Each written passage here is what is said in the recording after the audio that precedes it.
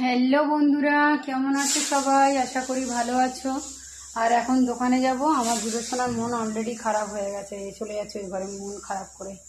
ওই ঘরে আমার অনেক সদস্যরা আছে, অনেকে আছে আমার। ওদের কাছেই গিয়ে বসলো, এরকম এখানে অনেকে আছে। তো আজকে শরীরটা একটু ভালো লাগছে, জ্বর নেই কিন্তু একটা উইক লাগছে। এখন দোকানে যাব, রেডি হয়ে গেছি।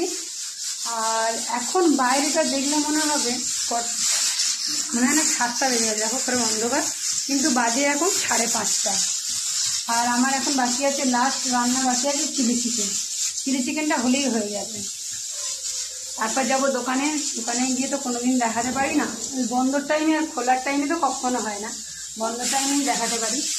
আর এখন দোকানে যাব,